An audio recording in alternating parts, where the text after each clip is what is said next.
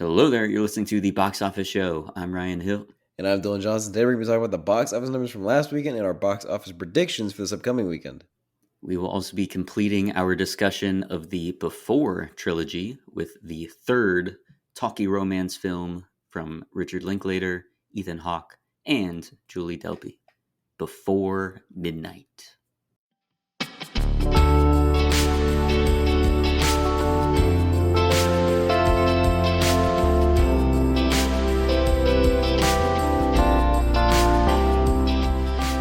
Is talkie romance really the best you could do? Do you have anything else you'd like to submit, Dylan? Conversational romance? I suppose so. Walk and talk? I was going to consider the walk and talk, but in this one they don't really. They're kind They of walk a contained bit. for a good portion. They drive a bit and they walk a bit. That's true, but notably, It's like four the separate walking, scenes. The whole movie's like four the scenes. walking is very minimal compared to the other ones. Although the bus ride in the previous one was an extended sequence, but they walk a lot more in the others. The bus ride's in the first one, isn't it? Intentionally so. I think it's in the second. I think it's in the first. I think you're thinking of the boat ride in the second. There is a boat ride in the second. That is true. You tell me these motherfuckers rode a boat and a bus in the same movie? And they still didn't get where they were going? There's too many modes of transportation. That's not Yeah, allowed. no, they cannot do that. All right, let's get into some news. There is no news. Let's get into the box office breakdown from November 29th to December 1st, which is Thanksgiving week. First place, no surprise, Moana 2.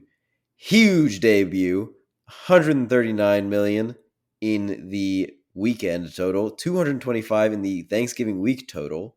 Insane.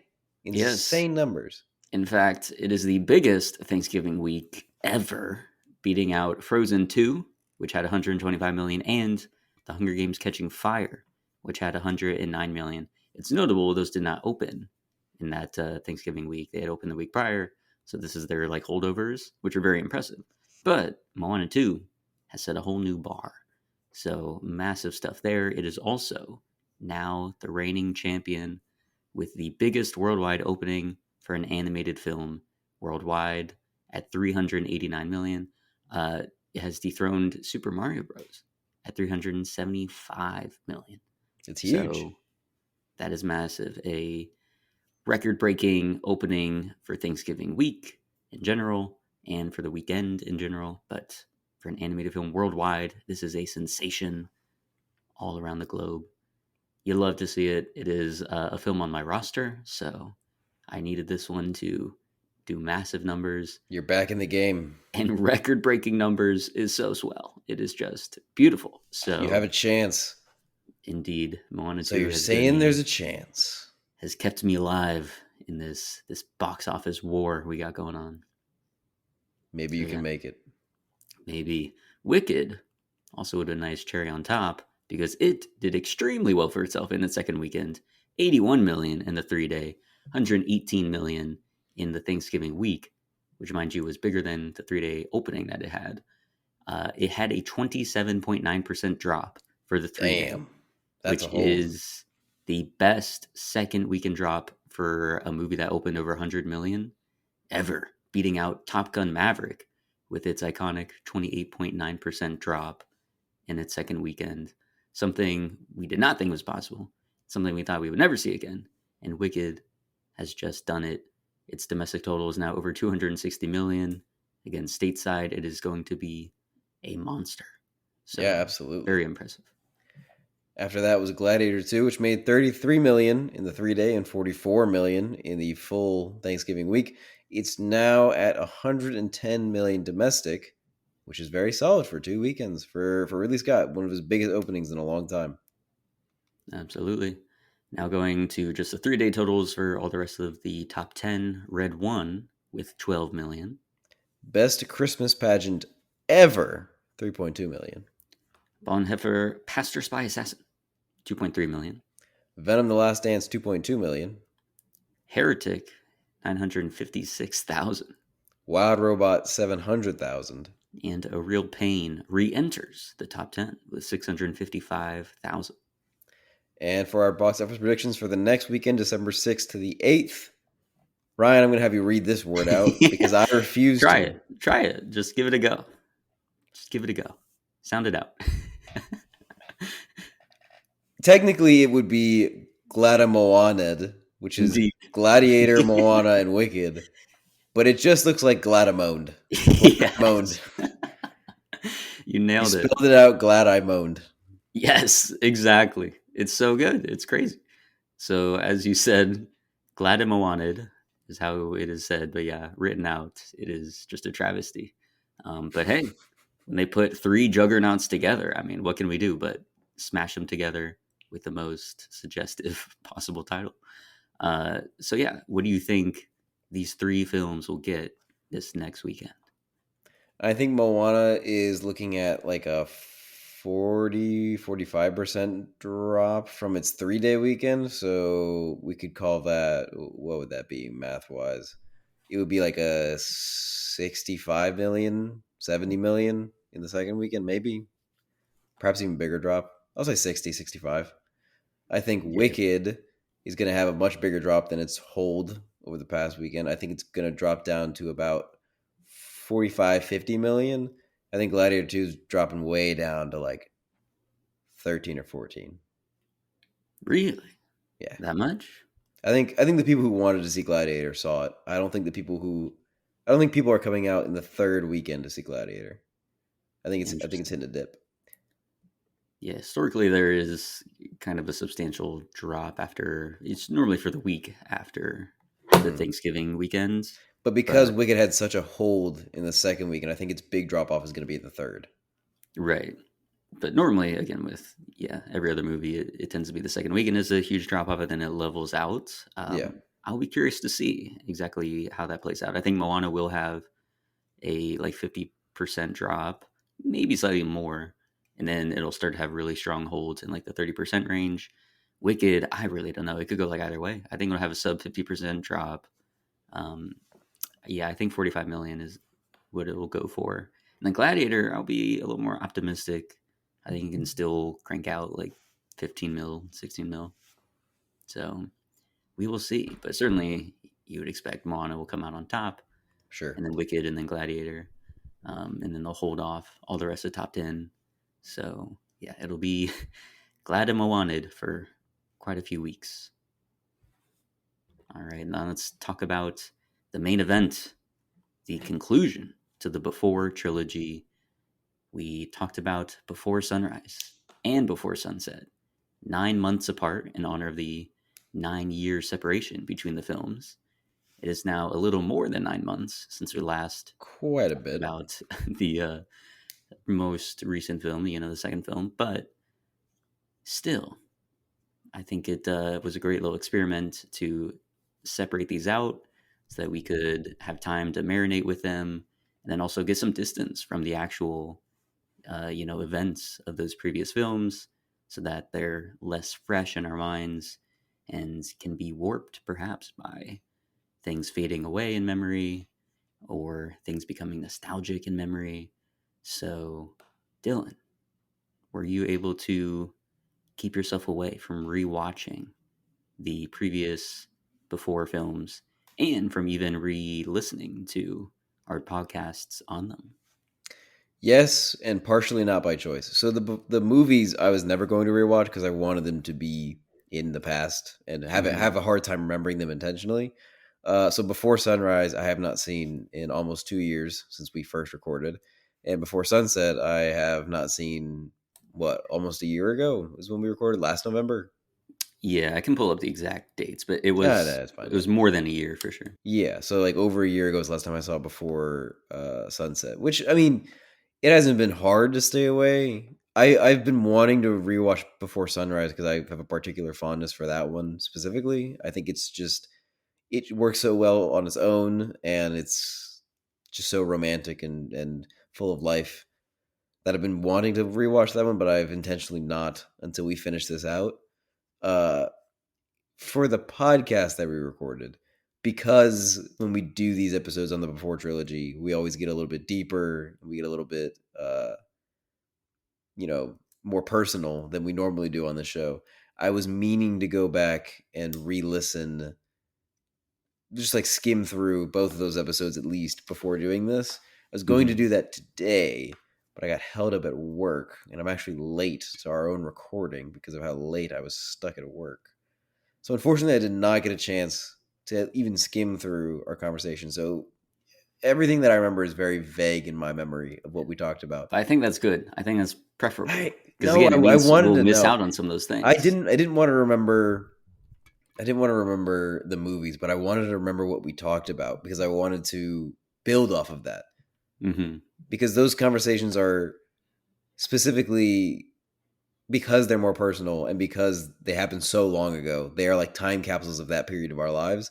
I wanted to unearth those time capsules so that we could talk about it in this episode. Maybe we can do a recap in 9 more months where we go back and Yeah, we listen to all 3 episodes and we talk about where we were at each time and where we are now, possibly. But I for think that'd now, be really I interesting. did not listen to any of it, and I have very faint memories, especially the Before Sunset episode. The Before Sunrise episode, there are some moments in there where I do remember very specifically what we were talking about, but the Before Sunset episode is like a blank in my mind.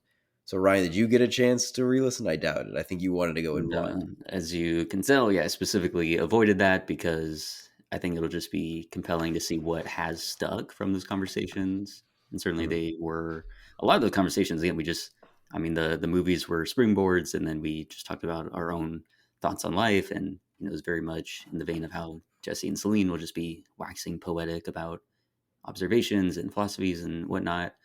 And I just think it's interesting to see what threads will carry on through each of our discussions about the films, but then again, just life in general. So just letting it organically come from what is going on in our own lives that we are wrestling with and that we want to discuss. And then what, if any, ties back to some of those previous conversations. And if there are just those natural, building blocks that have been placed on top of them, where we can, I don't know, talk about like things that have changed or some progress or whatever it is.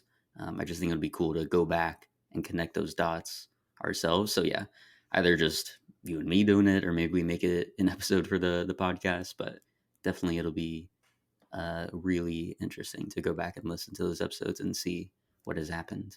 Because I'll tell you what, it's been a while. 2 years almost to the day is when we recorded the Before Sunrise episode. And then Long Before time ago. Sunset was in September of Mm, 2023. okay. So it has been quite some time. Yeah. Um, so, yeah, we'll dive into our discussion now of Before Midnight and see where it takes us.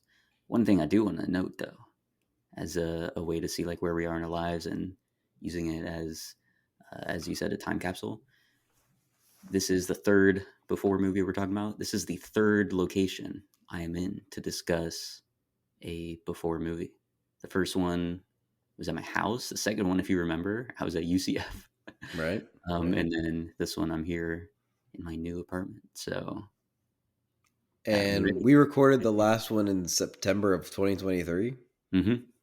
Then this is also my third location as well, Oh, recording these snap. episodes because the first time I was living in the house on Peppervine, and the last time I was living back at home with my father, and now I'm here at my new home in Alafaya. Look at that. What a snapshot of change already. Yeah. It is so cool. All right. So Before Midnight, this one, they have reconnected and Before Sunset. And for those 9 years, they have been together. They're not married, as we find out in the film, but they do have kids. They live together and they've been in a committed long term relationship. So that is where we enter the story with Jesse and Celine. Um, the very opening is Jesse with his son at the airport, about to send him off home to the kid's mother, to Jesse's ex wife, who obviously, at the end of the events of the previous film, he made the decision that he will not be keeping up with that marriage. So we get to see that little departure there, and then he goes out to the car where we see Celine and then the two kids in the back. And then we're off to the races with a car ride that gives us our first discussion between Jesse and Celine about her trying to take a new job, and then whether or not they're good or bad parents because they're not stopping to see the ruins. And then we get our first taste of an argument between them, as Jesse doesn't explicitly say, but Celine is picking up on the fact that he's feeling guilty about not being there for his son enough and that he might want to move back to the United States. Mm-hmm. So, what were your thoughts during this car ride? Did you feel like, wow, Dude, what a we're back? long fucking shot that is. It really is. Yeah. I'm because it reminds me of the shot in the bus in the first movie where they're sitting there, they're talking about God, see, this is why I want to rewatch things that I'm trying to remember. They're talking about, dude, do you remember in the bus in the first movie? They're in the back of the bus. God damn. No, It's one of my favorite scenes. They're talking about something existential or something. I can't remember. But as they do. Yeah. it does like call back to that feeling of the being on the bus. And in the second movie as well, them being on the boat. And just these long wonders there in these movies. In this one in particular, it just felt so long. It must have been like a 20-minute shot. Could you imagine having to do those takes over and over because you might have messed something up or said a line wrong? Could you imagine being the actors living out a 20-minute take? How cool Yeah. is that? That's so cool. It is intense. I don't know if it was 20 minutes, but it was quite a It was while. a I was long wondering about time. the kids in the back. I was like, that is a lot of trust to put in those kids to just be like, yeah, sleep and wait for Wake up at this 10 moment. minutes and then yeah, wake up at this certain moment so we can exit out of the scene. That is a lot of faith. And they got it. I wonder how many takes though it did take for them to get it.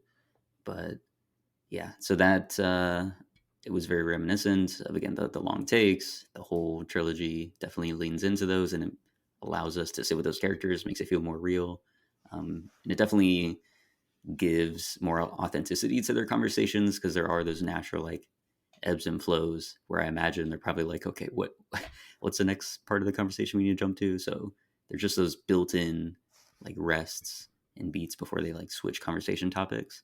So again, it all works. It all makes it feel so lived in and true, which is such a great strength of the whole trilogy. And here again, they nail it. So yeah, I thought all of that was great. And then what were your thoughts on this whole, Jesse bringing up his guilt around the kid? Obviously, the previous films had a very romantic Mm-hmm. outlook on love. Mm-hmm. And again, it's this fairy tale story that they have of just one great night, 24 hours together, maybe not even in that first one. And then they're separated, but then they're brought back together and decide to fully jump into it. But again, despite all their conversations and how much they do connect, they knew each other for a total of like 48 hours. Yeah. Um, Now they've had to live with each other and build a life together and have kids together for 9 years. So they do know each other now. But when they first like signed up for this, they did not quite fully know the ins and outs of everyone. So this film, I just knew going in without, obviously, I didn't want to read anything about it, look at any trailers, anything like that. I just wanted to go in, but I had anticipated this is where we were going to see a lot of that realistic depiction of the struggles that can happen in a relationship. Mm-hmm. And once we had this moment, I was like, oh yeah, this is where we're leaning in, and all that romanticism and idealism, it's going to be tested here, and we're going to see the darker parts or just the more, again, rough around the edges, real parts of a relationship. Yeah. So knowing all of that and knowing that we were going to see Jesse and Celine a little more at each other's throats, how were you feeling? Were you like, oh no, I want to go Well, on more of this fairy tale journey, or were you ready to see them at portray? the end of the second, the whole first one as its own movie before they even came up with the idea of doing a sequel, on its own is just like two people who are conversationalists who are romantically inclined at a very youthful age, just going about their day in a city together and learning more about each other and having those sort of insightful discussions that people have at this age, you know. Mm-hmm. And the second one, they're now older, they have lives, Jesse has a kid and a wife, and they've like built themselves up as these fully formed adults that are now reconnecting, and so obviously that sort of romantic love is lost a little bit in the sense that they are now more realistic. But of course, it's still something that I think they cling on to as this idealism of the past of their youth. And so at the end, they do fight quite a bit at the end of that movie, the second one, in regards to God, I can't even remember. Can you remember what they're fighting about at the end of the second one? No, I just God remember damn it, you're gonna dude. miss that plane.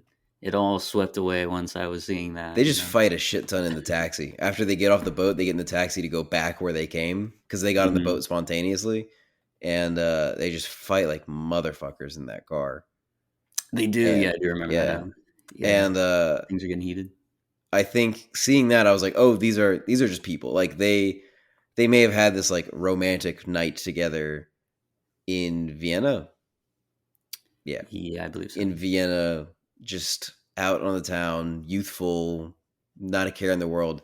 But now that they have cares in the world, now that they are fully formed adults, now that they can look back and reflect and be more mature about what had actually happened, obviously there's going to be some kind of fighting ensuing. Obviously, there's something things that they're holding on to here. Otherwise, they wouldn't be talking. It becomes less civilized, partly because I think they still have passion for one another because they are that representation of romance in their life.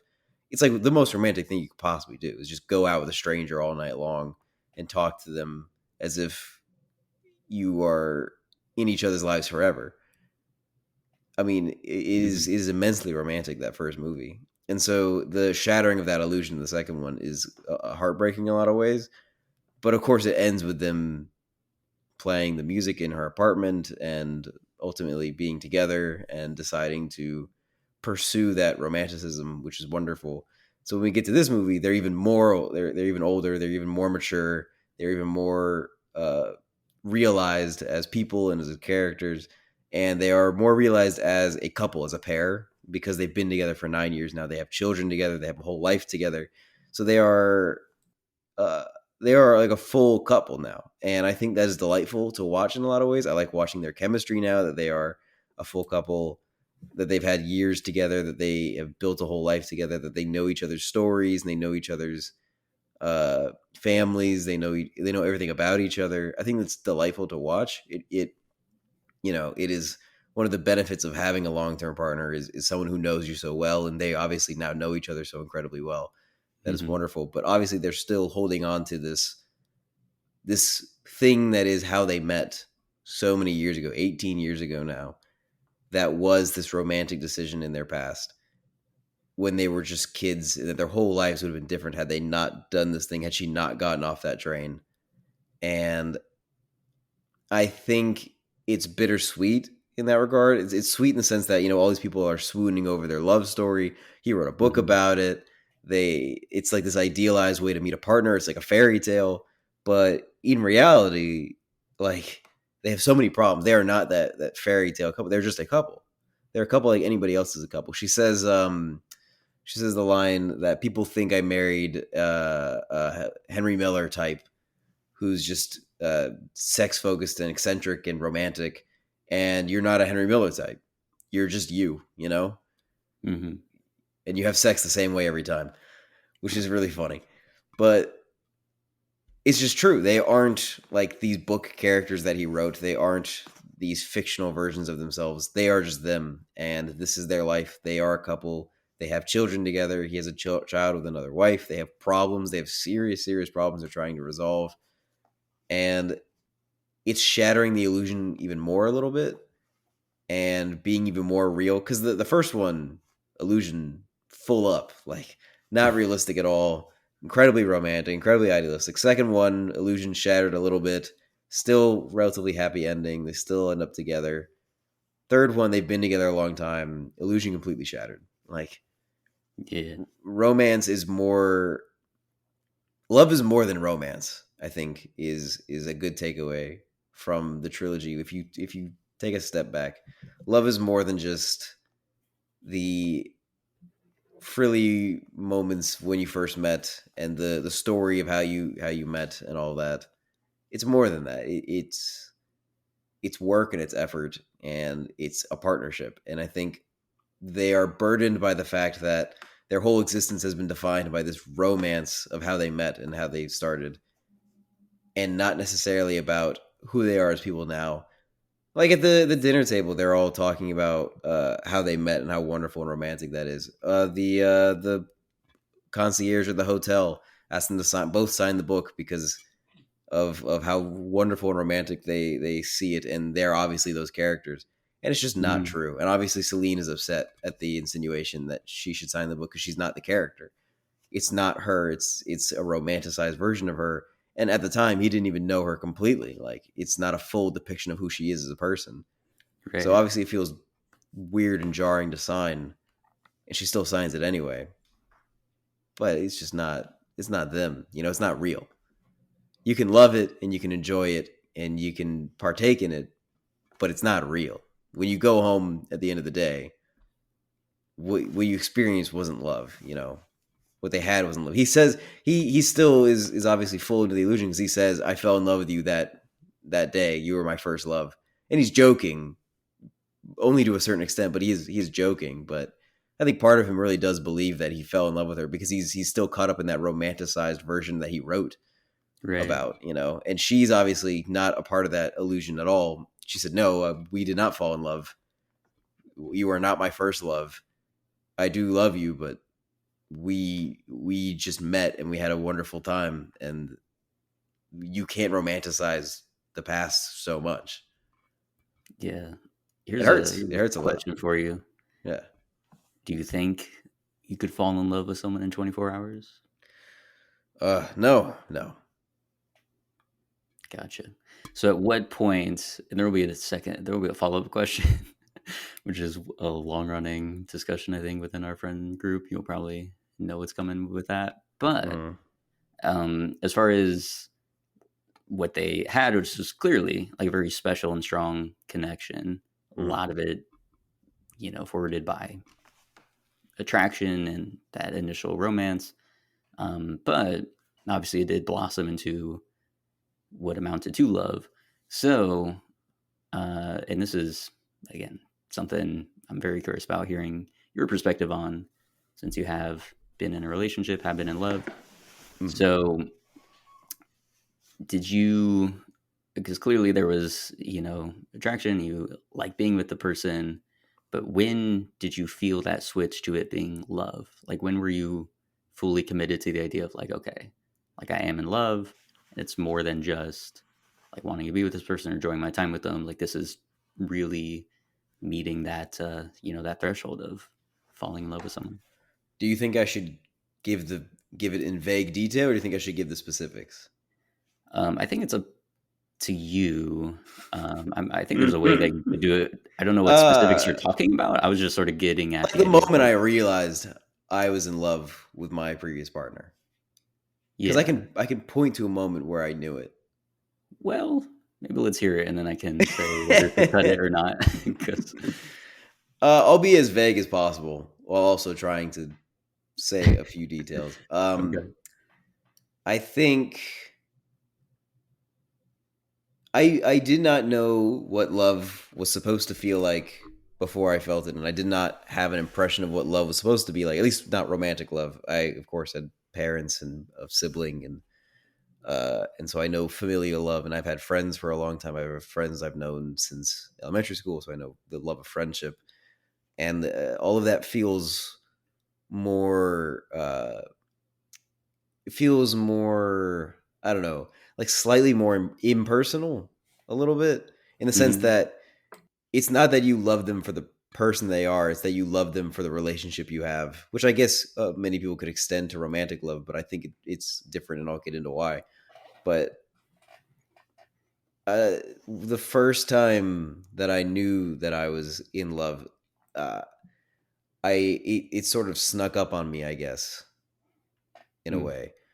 Uh, I think I I knew it looking into her eyes, I guess, is the cheesiest, corniest way I could probably explain it. But Mhm. it is true. Just there is this feeling there's this specific look that a person can give you that gives you the feeling that they love you for who you are, exactly who you are, and nothing more, nothing less.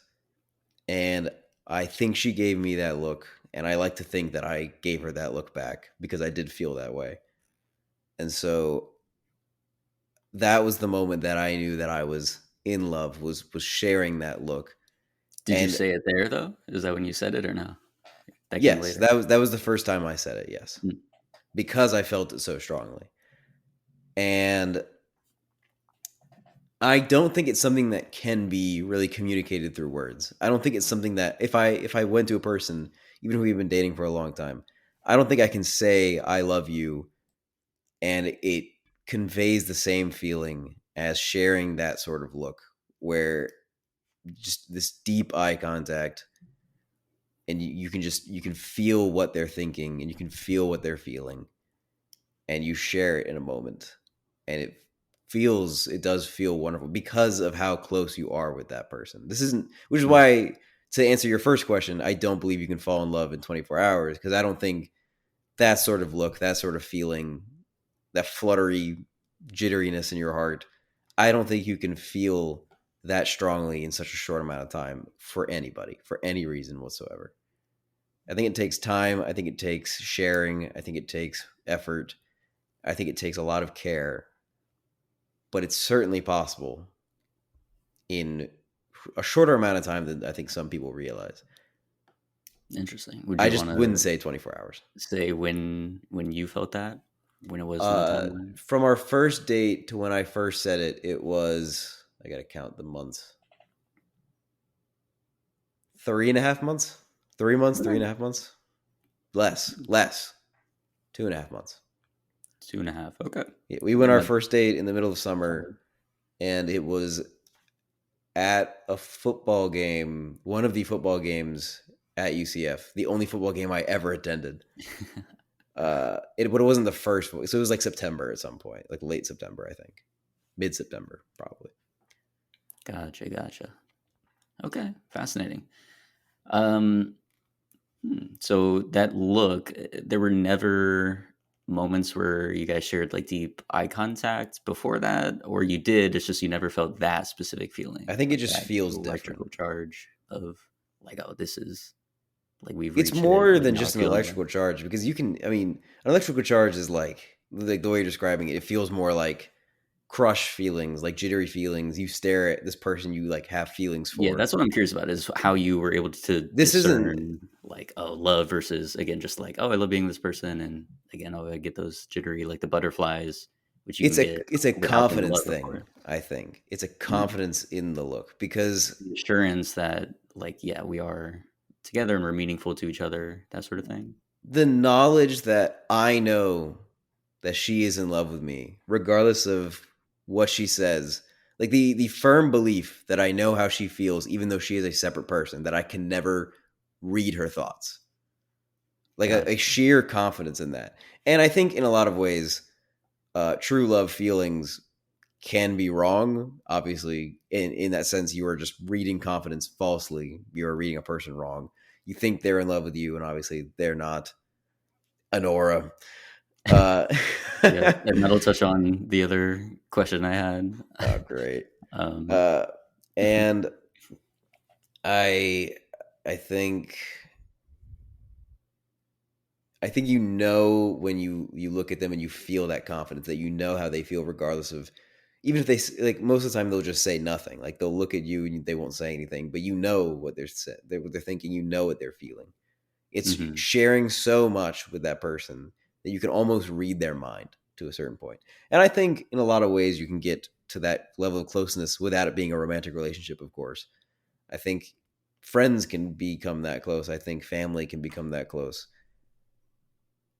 But of course, it's the romance of how you get there that makes it a romantic relationship. It's that before sunrise feeling, that jittery feeling, the electric charge you're talking about. That is the stepping stone to getting to that confidence that makes it different, I think. Because Ryan, I Interesting. love you, but I don't get butterflies in my stomach when we first met. Hey, that's okay. Do you remember when we first met? There's Oh no, man, I don't think there's a specific instance that we do can you point to. remember? No, because we were Okay, always like in the same middle school for orbit, sure. but we were never friends in middle school. But we were like This is true. I don't think adjacent. I We were on like said a word to you in middle school. I I distinctly remember though, 10th grade specifically. I believe you were in my class with Weddle, with Brandon Hill, and I thought you and Brandon Hill were brothers because you told everybody you were brothers. Weddle's class was not in 10th grade. It was junior year, wasn't Oh, it? you're right. It had to have been before 10th that. grade was world history, but we knew each other before then because It was before then. it was during high Freshman year. school. Something in freshman year. We would start our We would sit at the table together at lunch in freshman year with I Brendan think and Nathan. lunch and also at the beginning of the day. Remember how we would all just meet up at that one spot on campus? It was like by building one or two. 2? Yeah, Yeah. By the stairwell between buildings 3 and exactly, 2. Yeah. I exactly. know exactly Yeah. what you're talking about. Yeah, So that we was would like meet up there in our the get morning. together. Hmm. Yeah. So that's That when was a we long first time started ago. That was talking. pre having cars because once we got cars in junior year, it was meet up in each other's cars and just hang Yeah, out in it the cars until shifted over there, and that's where I was less involved because I just walked to school. So I was yeah, like lamo. not walking all the way over to the parking lot over there. But yeah, so that's interesting. One follow up that you can cut if you don't want to Let me answer. make a note. When you said it, did she say it back? No, Interesting. So when you I won't say cut this. She it said it was a the month assurance, you later. felt the confidence, and that's how we were like, I know this. Because you She just was said in there, like, oh, a. it's knowing what she thinks and knowing how she feels without obviously being able to be in her brain. But if she Yeah, didn't say it back, I don't want to speak for. You can ask her if you feel so inclined. I don't want to speak for her on this topic, but if I okay, had to guess what she was feeling, which I believe to be correct, is that I think she did in a lot of ways feel that way, which is why I was so confident about it. I think she was just scared, not scared. I think she was nervous to say it out loud and to like truly live it and believe it, because she did say it and meant it a month later, maybe less than a month later, at a Halloween after a Halloween party we attended. Like it was mm, very quickly after. I think she was just she was very nervous leading into our relationship about starting to date somebody new, which is completely understandable. Like it's like a scary thing to leap into, and I think those nerves carried into wanting to say I love you for the first time, because it's just a step up. It is a new amount of seriousness. It's a new amount of commitment, as opposed to just going on dates and having a good time and enjoying each other's company. gotcha. So Fascinating. it's not Okay. that I don't think she meant, it's not that I don't think she felt that way. I think she did, and I could be wrong. You could ask her, and she could be like, "No, I didn't feel that way yet, not at all." It was my understanding. I believe she did feel that way, but I don't think she was ready to say it, which is fine. It's totally fine. This Because that's what she segues, said. She said, "I don't think I'm ready to say that yet," and I said, "That's perfectly fine. I completely understand. I'm just telling you how I feel." mhm, which is nice because that can always be like an awkward situation there. Yeah. Again, I always go back to the Drake and Josh when she said it at the door, and then see you in chemistry. He slams it in her face. Um, so I'm glad you guys had a much more mature Yeah, yeah. It rendition would to have that. been way awkward if she was like, "Yeah, okay." um, but okay, but that segues nicely into the next question I had, which was, do you think that you can be in love with someone if they aren't in love with you? No. Really? I That's think where you fall on love that issue. I think Interesting. love is mutual. I think love is explicitly mutual. And very rarely so adamant about being strict in terms of like interpersonal rules about saying like this is always like this is always like that. I'm never quite absolute in what I say, but I think definitively love is mutual. I do not think you can be truly in love with a person unless they are in love with you back. But I think a lot of the times, and this ties a lot back into Honora, is that I think people confuse the feeling of being in love with the feeling of being interested in a person and being attracted to a person and wanting to be in that person's company all the time. I think that those crush feelings and those honeymoon feelings of getting to know a new person and wanting to be around them and being attracted to them, all those things add up. And I think a lot of people conflate that with love, even if that person doesn't feel that way back. Do you think love can be one sided?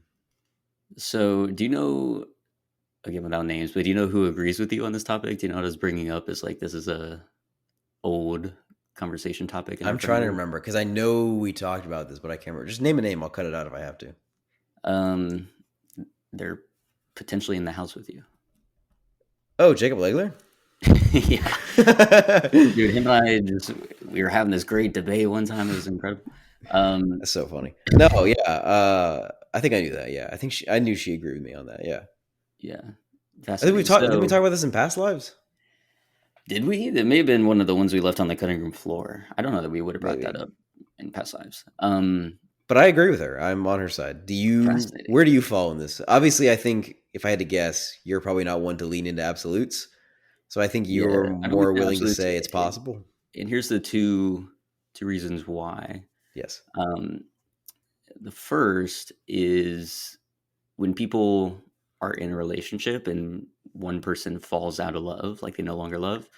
I don't think that that automatically means the other person no longer feels that love to the one that has now fallen out of love. I still think like their feelings can be strong, and that's partially why, again, like anytime a breakup happens, if you're in love, then it's so much worse for the person that is getting broken up with because they are just now mourning the relationship for the first time. Whereas the other person, if they're about to disengage, again, there's still some level. I mean, you can speak to that more, I would say, but there's still Mhm. some level of mourning the relationship, but you have accepted enough of the whatever the issues are to be Mhm. willing to disengage, whereas the other person probably hasn't gotten to that point yet. And so, whereas Mhm. you may have fallen out of love with that person, they would still be in love with you. And so, that's just an example of like at the destruction of a relationship, I guess, Mhm. how I think we can't just say, well, if someone doesn't love you, that means you can't love them or that you aren't in love with them. And then the other thing I would say would be, again, the starting point. When you love someone, I don't think that that has to be contingent on whether or not they feel the same exact feelings towards you at that very time. So I'm curious with you, let's just Mhm. say, for argument's sake, that she did not actually like whatever look that she gave you and that you interpreted as love. Let's say that she wasn't quite ready, and whenever she did end up saying it, that's when she felt it. But at Mhm. the time you said it to her, she did not feel it back towards you. Do you think that that diminishes the love that you felt for her throughout that month from when you said it to when she said it?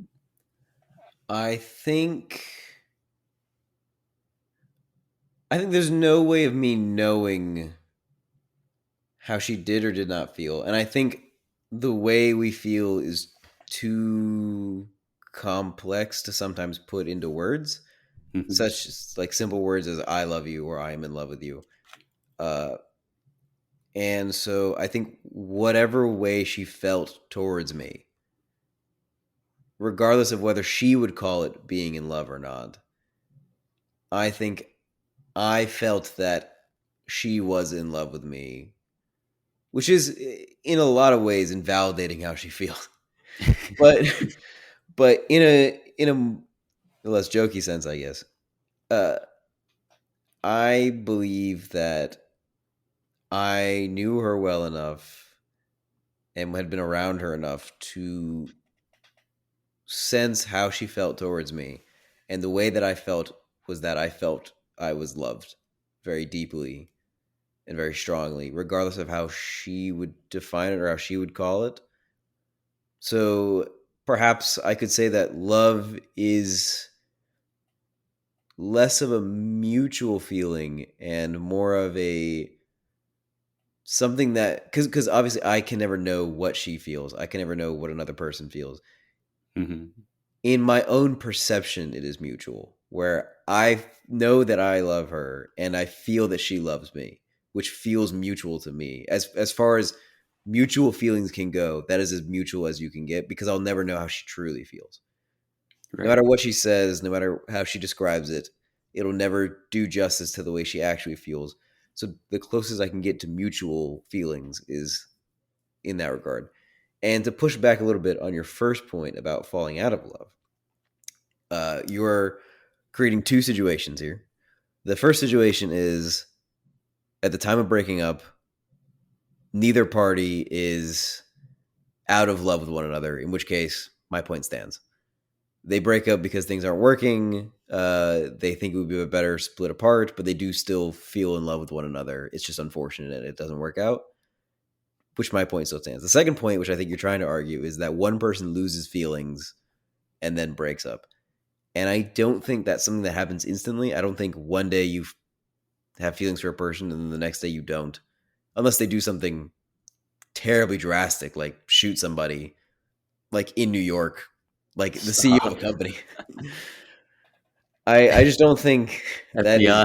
Yeah. FBI is knocking on your door. I just don't think that's something that happens to an individual so drastically and in a moment. I think it's something that happens over a space of time, and I think, Even still, even if it's gradual, I feel but like at one point someone will like fall to a place where they could say like, "Yeah, I no longer love this person," but the yes, other person might still be I like, would. "Well, I do love you still." And But so here's at my that point, it's pushback on like, that. Here's my pushback on that.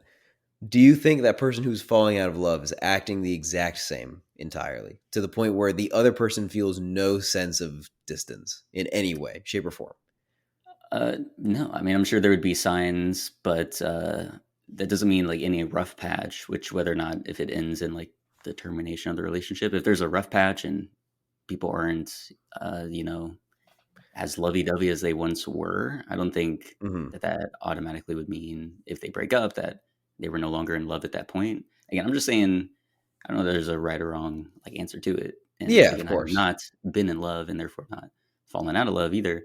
But I would just wager that someone's feelings towards you don't necessarily dictate where your feelings are towards them. And I think there's also just like a semantic thing of like in love. Like if people interpret that as like two Yeah, it's people that are absolutely a in a semantic relationship thing. in a bond in love, then that way, sure, yeah, I agree. But I'm saying like someone that could say person A, I love you, and person A is like, well, I don't love you. I don't think that means whoever the other person is saying to person A, I love you, that they're not actually experiencing love. Yeah. Like I I don't think think it has to be semantics mutual in order wise, for there to be love. I have beaten all of your arguments in the sense that I define in love as being a mutual feeling between two Well, that's people, not, yeah, that's not beating an which argument. That's is, just I'm saying sorry. you're I'm not you're saying beating. I'm defining in saying, love in a certain way. And I'm yeah. saying you can still again, would you say like if you say I love you as opposed to I'm in love with you, like you're saying you can only be I'm in love with you if that person and you know for sure, even though you just said you're like, well, I can interpret their feelings in a certain way, even if they don't say it. Um, so you have to either know for sure or just interpret and assume that the other person You will feels the never same know for way sure. in order There's for no you to such say, thing as knowing for sure. It's a belief. well, yeah, but you could take what they say as gospel. And if they say, I love you, then you can be like, okay, I know that we are both together in a bond that we share called love. However, if you come to that point where you're like, oh, I just really enjoy being with this person. Again, I get that feeling whenever they look at me. I love them. I don't think that you have to know for certain or even be looking for signs to think, oh, do they love me back? Is the feeling mutual in order for your love for them, like whatever feelings I suppose you have for them, to amount to love? Like, I just wouldn't that's call just what I'm that. thinking. It's entirely semantics because I wouldn't call that love. I would call it something else. I'm not sure what. So I would why? just So again, define it if you otherwise. feel like on that day when you said you loved her, if the very next day you feel the same exact way, like that same Mhm. passion towards her, and then she say that she tells you, she gives you an update every single day saying, hey, by the way, I don't know that I love you yet. Um, would you be like, well, guess we're not in love. I guess I don't love her. Or would you be like, well, I still feel the same level of passion for her. I I still think the feel phrase her "we're not in feeling, love" and applies. that's Yeah, love. Well, you're not, again, if you're saying in love is two people mutually having love, then that's sure. what But I'm I'm saying, saying. Yeah, but you can't feel love unless you're in love. Like both people feel that. Like This is whatever your pointless. This feelings is are towards her I'm not saying would be love. that I don't feel nothing for her. I'm not saying that I don't have immense feelings for her. I'm not saying that I Mhm. don't have feelings of love towards her. I'm saying that what we're calling in love, I would not say that that is in love because I think it needs to be mutual, which is entirely a semantics thing. Like we are just It is. defining So it differently. let's set that aside. Okay, so in love, you're saying is a mutual bond. Sure. But for you to say I love you, do you think that you need to be in love? Like you have to believe she also No, loves no, no, no, me? no. I don't Okay. think I don't think you need to be in love to say I love you or even say I am in love with you. Because people say it all the time to people they barely know. All the time. Hmm. It's not the what we say and how we feel will always be different. And I think love is an inadequate term to describe a myriad of feelings that go along with romance and long term commitment to people. Those two aspects of dating. I think love is just such an inadequate term. It's a blanket term that gets used for everything. And I would like to specifically, in my own life, define it as a mutual feeling because I consider it the highest of high of all feelings, romantically speaking. In that case, it would be a shared feeling between two people that is not broken. However, I would not say that you cannot have feelings of love towards a person who doesn't reciprocate it. I think it's just called something. I wouldn't call it being in love. I would call it something different that would make more sense to me, I suppose. I wouldn't call it a crush. It's more powerful than a crush. I would like some But you form of wouldn't having say feelings. you love them? Like you wouldn't be able to tell someone, yeah, I love them. Like If and I you couldn't say didn't feel, you don't have to if say I I'm in didn't love with them feel because like that would they imply felt the the same shared. way, if I did not feel like they felt the same way towards me or some version of the same way towards me, I would probably not convey the phrase in love to them. Well, yeah, so set aside in love, but you wouldn't say like if you came to me the day before that happened, you're like, yeah, I don't know, I'm feeling some type of way about her. I think I love her. Like you wouldn't be able to get to that point, even if you felt the exact same level of feeling as you did on that day. But what are you saying that I'm not confident that she feels the same way towards me? I'm saying you feel the exact same level of feelings that you do towards her as you Uh-huh. did that day, Yeah. and you And are this is the day hypothetically like before that talking to day? me. We're just saying whatever. Say the feelings are there. Say that again. This hasn't happened yet, where you like looked into each other's eyes and you said the words. But Mhm. say the feeling that you have towards her is the exact same, as powerful.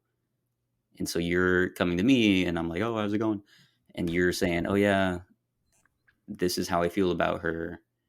You wouldn't be able to get to the point where you say I love her, even if again all else being the same level of feelings that you had towards her. Like you couldn't say the words I love her unless you felt certain that she also loved you.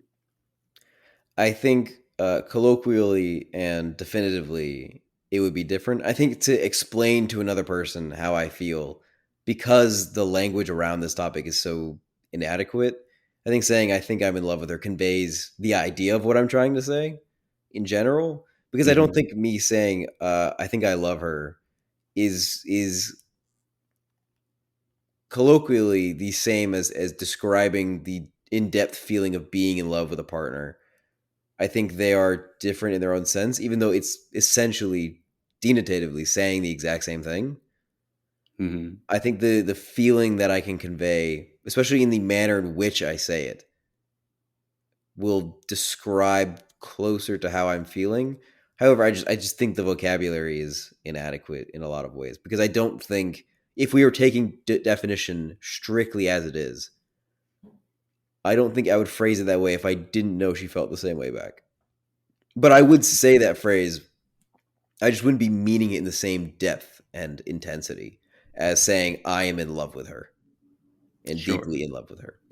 And of course, even saying it now, even though they technically mean almost the same thing, the feeling that you get of saying, "Hey, I think I love her," to "I am in love with her," the confidence with which those two distinctions have, I think Well, makes them feel like different feelings completely. because one, I gave you the thing of like, oh, I think I love you, but you could just say like, yeah, I love her versus I'm in love with her. But again, when you're saying I'm in But love with those her, are what you're what you're meaning is we saying. love You're each saying other. 3 different phrases, and they mean to me very different things. Well, yeah, again, so set aside the I think part. I'm just Okay, saying sure. the level of feelings that you have is Uh-huh. the same. Like you have towards her. The only difference in I love her versus I'm in love with her, the thing that would need to change in order for you to go from one phrase to the other is believing that she also feels the same about you. Is I that think so, correct? yes. Interesting. Again, I just feel like I don't know. I don't know why you feel like you would need to hinge your ability to say I love somebody on whether or not you think they love you I'm back. not. I'm not. I will say that I That's what you love them. said. That's what you said. But this is what we're But saying. I'm you just said saying that you would say you love her, but you would only mean it as a shorthand to convey an yes, approximation of exactly. how you feel about her, but you don't think it actually amounts to true love because you Yes, don't know that she loves you back. Yeah, and absolutely. I'm saying that's which again I have no experience, love or anything, but I I don't know that you need to hinge your feelings on how mutual someone else's feelings are I don't towards think you. it's hinging your feelings. I think very literally, and I know you'll experience this one day, probably quite soon. The feeling of shared mutual love legitimately feels so vastly different to just feeling like you love somebody regardless of how they feel because you have an attachment to them. Like the feeling of confidently knowing that this other person is in love with you back. That feeling is so vastly greater and so vastly different that I would want to convey it in different terms because they don't feel the same at all. I'm not saying that one feeling, I guess I am saying that one feeling is superior to the other, but I'm not saying that the feeling of like thinking that you love someone regardless of how they feel is inferior or inadequate. I think it's a perfectly valid feeling to feel. I think it's something I felt many times in my life. I think it's something I will feel many times in my life, and I don't think there's anything wrong with it. And I don't think there's anything saying that it is a bad thing to feel that way. I'm just saying that the feeling of knowing that another person, as much as you can know, that they love you as much as you love them back, that shared feeling of love is so much vastly stronger and so vastly different that I would want to call it something else because it feels different. It's an interesting way to look at it. I would say, I mean, any any time that you are loved by someone and love them back, obviously that's going to feel better than if you love somebody and you are not loved back or you don't know that they love you back. Um, to put that on its own separate tier of a feeling of love, I don't know that I would do that, but again, we'll see. I Maybe I suppose shouldn't say one when the is time. superior to the other. I just think they're different. Again, I Or can see the perhaps it's point, not but it's tiers. It is a even with spectrum. Love is a even with like spectrum. friendship or just even general like any sort of relationship where it's like you feel good about that person and they feel good about you too. Like that's better than obviously if you were like, oh yeah, I think this person's Yeah. cool and they don't give you the time of day. So clearly, yeah, when it's heightened up to the feeling of love, like, oh, I love this person and they love me back too. Oh Yeah. my God, that's wonderful. That's amazing. I can certainly understand how, yeah, that's like a Yes. different But euphoria than if you have the feelings and passion towards someone and you're like, well, I love them, but you're like, well, I don't know yet if they love yeah. me. But once you do know that they love you for sure, oh my God, like, yeah, of course your heart would swell and you'd be even more happy. Mhm. Um, I just think it could still be called love, even if you didn't know that they loved you back. But that's But no, my it's a fascinating problem point you bring up. is I know it can be called love, and I know everybody does call it love. I just wish we didn't. Even if we called that love and we called what I'm describing something different. I'm sure. I wonder I'm if other saying that languages, how like yeah, other languages have they different split the word apart, yeah. I just think determination for love. love I'd be curious is to look inadequate into that. because Ryan, I love you very much. I love our friendship. This is the most you said you I love me in our entire podcast history. It's That incredible. can't be true. I've definitely said that I love you before, I but don't think I don't know that never you've so ever said I heartily. love I think you. jokingly I have, but never so heartily. I do love you, Ryan. You are a close friend of mine. I love my brother in a very different way because I've known him my whole life and because he's been there for me and we've had a very complicated relationship. I love my father in a very different way because of a different complicated relationship. I loved my previous partner very, very intensely in a very, very different way. But I'm saying love every single time. But every time I'm saying it, I mean something different because it is love, yes, but the feelings are so vastly different from one another. The way that I feel about you, the way I feel about my brother, about my father, about my former partner, it is also such vastly different feelings that how could we possibly say the same word for each one? It doesn't make sense to me. Mm. And of course people do split it up. They say brotherly love, fatherly love, friendly love, romantic love. They try to qualify it with like legit qualifiers, but even then the way I love like my family members will be different than the way you love your family members, the way that other people love their family members, the way other people love their friends. Like the way we express it is vastly different, which is why I don't particularly enjoy the word love that much. I've never really enjoyed saying it all that much. Uh, I think expressing love right now, because it's very difficult to do so otherwise. Uh, it's sometimes in a quick way is just the best that we got is just saying I love you and I like and whatnot. But if I had to like put into words why I love, like for example you, Ryan, I would say I enjoy doing this podcast with you, and I enjoy that we have shared this thing for so many years where we can uh, meet once a week and spend time talking about each other, spend time talking about movies that we've seen, and argue and relate, and we can contrast, and we can fight, and we can enjoy the same things all at the same time, and continue to progress as people who enjoy movies and like talking about movies and share our tastes and share our opinions in a mostly non-judgmental way. And also, I just enjoy your company beyond just this podcast. I enjoy being around you. I enjoy talking to you about my life because I think you're a good listener.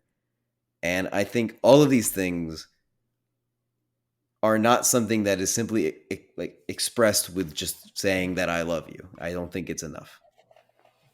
I don't think that the word love is enough in a lot of ways. And so I don't like it that much. I think if you try to describe, if instead of saying I love you to the people that you love, if you tried to explain what the feeling was instead of just labeling it as love, it feels so much more personal and so much more special and so much more vibrant. And so I think the best thing you can do is to try and cut the word love out of your life as much as you can. Wow. DMJ, anti love. You heard it here first. Anti-love. Kick that out of your vocabulary now. It's just not Yeah. enough. And in a shorthand way, it's enough saying, "Hey, I love you," when you're leaving the room, heading out the door. That's fine. That's enough. You don't need to describe exactly how you're feeling in that moment. Like, "Hey, love you. See you later." That's enough. But if you're Mhm. really trying to convey the way you feel, especially to like a romantic partner, saying, "Hey, I love you," as great as it is, I at a certain point, you how many times can you say that Right. to Yeah. me? You know, Fascinating. Fascinating stuff. Um, all right, let's switch back into Before Midnight. let's Talk talk about about Before the Midnight. fight that they have. Let's get Dude, the into the blow up. argument. The huge blow up. Oh my god, dude. It was crazy. It was intense. I will It was say great. I was the getting war flashbacks, brother. That's what I was gonna ask you because I Dude, just got out of a relationship, but mhm. it was Did you guys fairly you brief. I don't think It was yeah, I like a don't think you guys 3 month ever thing, got to but the we point where never you guys fought. fought. Yeah, it Yeah, wasn't the point where you we were didn't date fighting. for very long. Yeah, yeah. Yeah, Have you I mean, outside of romantic relationships, I guess, have you had personal relationships other than you and me on this podcast recorded I was about where to say you though, fought? that's like the most heated debate arguments, like fights I've had are with you. It's passion. Lily's in there a few times, Yeah. because Lillian we've does had have heated like passionate group fights. discussions and stuff like that. But um, and then Mason a couple times, but not in many years. Uh, again, sometimes my brother, but never really. Again, that was all like younger as well. Mhm. I've never outside of political debates maybe, but we never gotten like personal and intense in any Mhm. way with like my dad. Same with my mom. Like I don't really have screaming matches with people at all. So yeah, watching this, I was like, dang, it would be crazy to feel like all that passion, all that love, to share so many experiences with someone, and then just be so at each other's throats and It hurling is insults and digging up so jarring. past. Like, ugh, it's got to be terrible. I wouldn't say terrible is the right word. This is coming from me, a guy who was raised in a household of Mm, fights and whatnot. My parents did not get along at all growing up. They were at each other's throats quite a bit, and that translated into my own relationship in the beginning a lot in a bad way. mm, And it is definitely like in a romantic relationship when you are fighting and you are throwing personal attacks, and it becomes. I was getting flashbacks, not like watching this, not just to my relationship, but to my parents as well. But just feeling like, as an outsider, wanting to be like everything they say, just be like, dude, come on, low blow, low shot, come on, dude. yeah. Like there are so many moments where you could, if you were in that situation, you'd be like, oh, I wouldn't have said that. I would have backtracked. But you're not in that situation. You're just a viewer. You don't have the feelings that they're feeling. You But aren't yeah, even when you sharing what they're are, because sharing. you can imagine, I mean, again, even sometimes when you and I have gone at it, sometimes on the show and many times off the show, but still recorded. I Mostly wonder off the how many of show. those are still around. I got the big But one. I got the big blow up on recording somewhere. which one?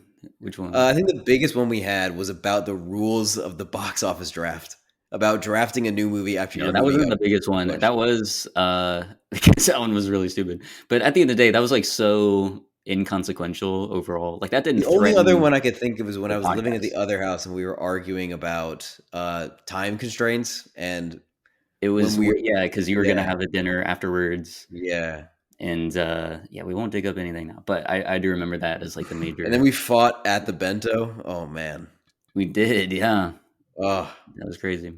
good Um, times, man. not good times. That I was think distressing.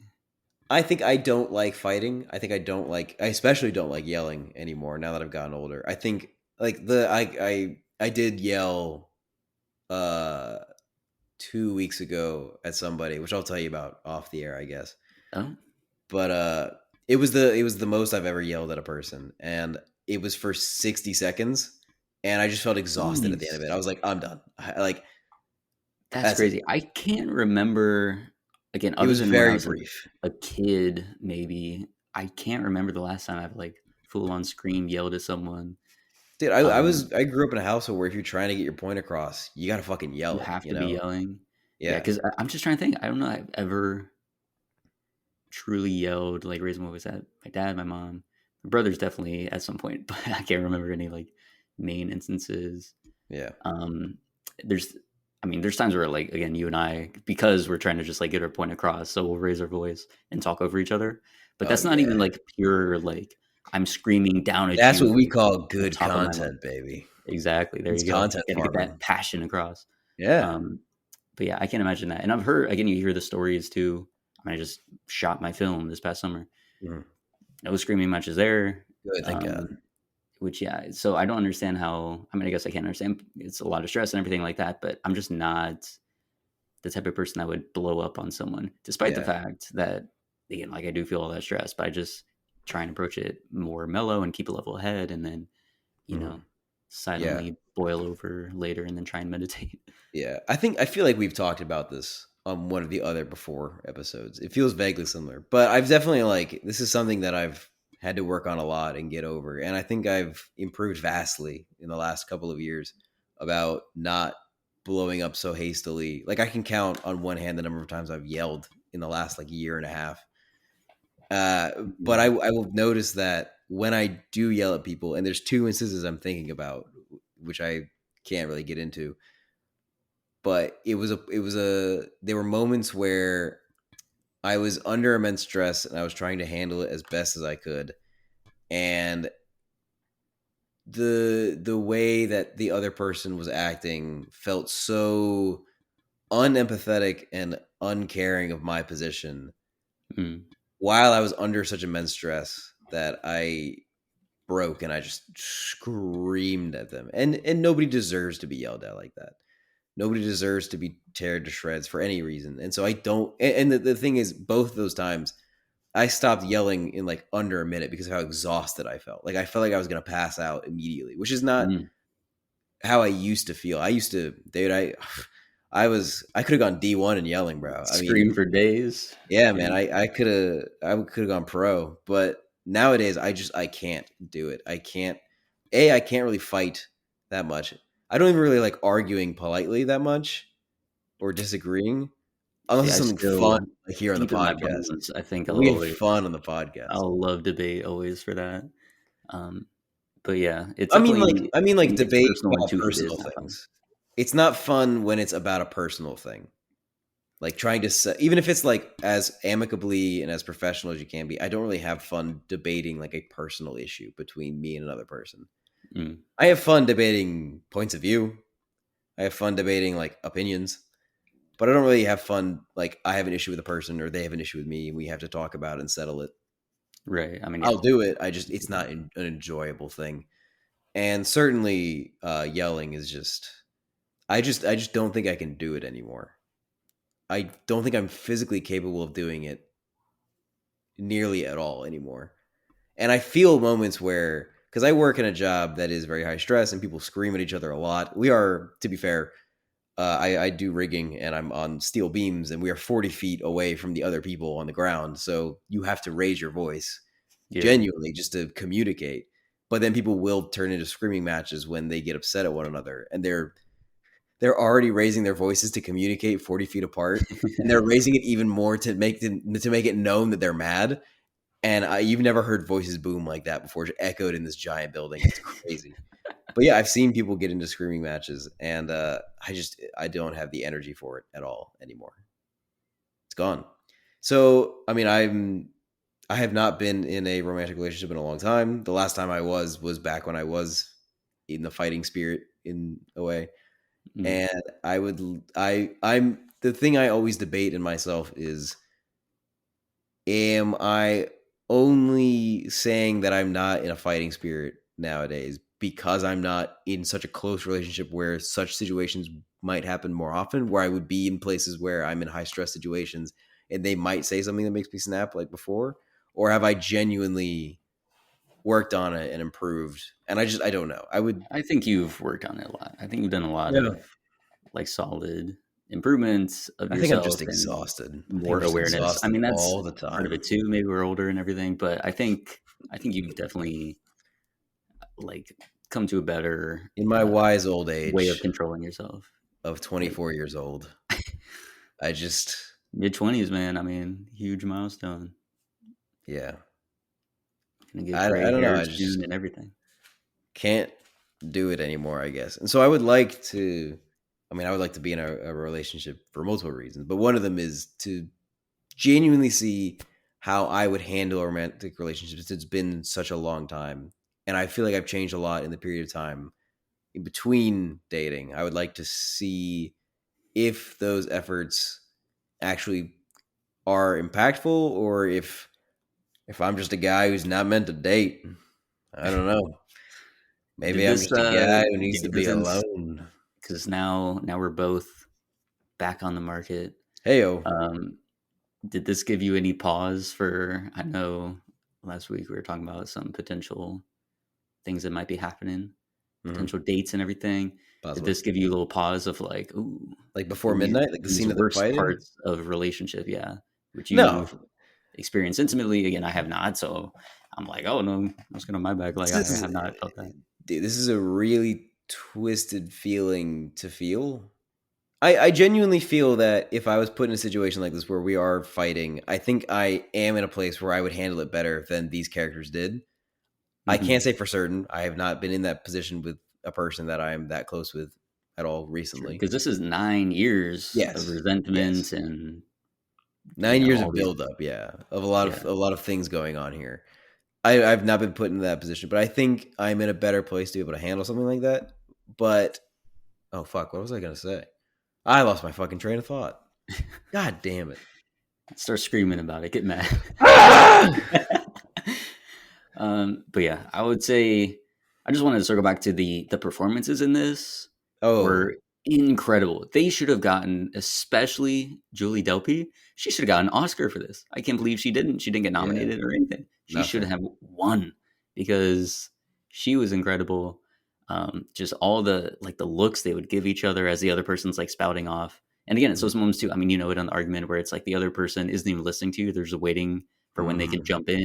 And then once they do start talking and it completely is not addressing what you just said, it's pivoting back to another point or circling back to a different point they had raised. And they're just saying it again in a different way. Like all those little things that we do, that humans do, it's just so well rendered here. It was crazy to watch. And it was so long too. And they're going through the different rooms in the It's hotel, like like 40 these different minutes. stages of the fight. Yeah. It's, The whole it was last incredible act, to watch. like significantly last act of the movie is them fighting and then kind of making up at the end, but not really. But I remember what I was going to say. I caught my train of thought. Oh, Choo-choo. yes. Uh, what I was going to say was in a twisted way, even though I feel like I would handle this situation better. I don't think I would get into a fight like this at all. In some kind of weird, twisted way, I don't know, something I need to unpack or something about my upbringing. To have somebody care about me so much that they are this passionate about something regarding me Ooh, yeah, that's therapy, buddy. feels That's, good in a way. you I know, feel like it would feel so much worse if I was dating a person and they were upset at something and they just didn't bring it up and just let it go because they didn't care. mm, I would rather them get mad at me than not care. Of course, I would rather them have a rational discussion, which we can engage like mature adults and settle rational. to a Did you perfectly just say good. rational? Did you pick that part up in there when he started that off of like, oh, we're gonna do this and let's go for it. Let's have a rational, logical conversation. And that's why I also think it'd be interesting to one day revisit this or get some of our friends to watch it and get a woman's perspective on this. Because throughout the whole trilogy, they do that. They have like the men versus women debate, and especially in how they approach love, but just other areas of their life, how they're different. Like Mhm. during one of their walk and talks in this, which is very reminiscent. They even comment on it of like how it was like the old days of them just walking, talking, and discussing ideas. And he was bringing up, or I guess she brought up initially, how like he compares himself to milestones that other men had set. Like this person published a book at 24 and you're already past that age. So what are you doing?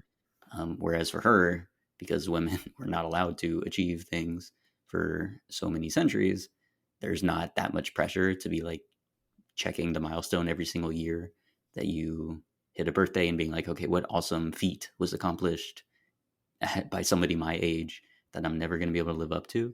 Yeah. So they do that constantly of like the men versus women stuff. And then Do in you this before we one, move on, do you do that? You compare yourself to milestones of other men? dude, Spielberg making Jaws at 25, it's always in my brain. Are you Crazy! kidding me? Are you Oh my kidding me? god, dude. Yes, We have 1 all the year. We have time. to make Jaws now, Ryan. It's Yeah, now or never. that's what I'm saying. When I'm like, I want my film to, because I'm editing it now, and I'm like, it'll be done in 2025. But if it gets You're released, sitting in the it'll come editing bay, out. you're watching the clips. God, this shit is not Jaws. This shit Yeah. is not Jaws at all. Guys, we gotta Jaws this up. So yes, all the time I think about that. So yeah, very very true point that was brought up here.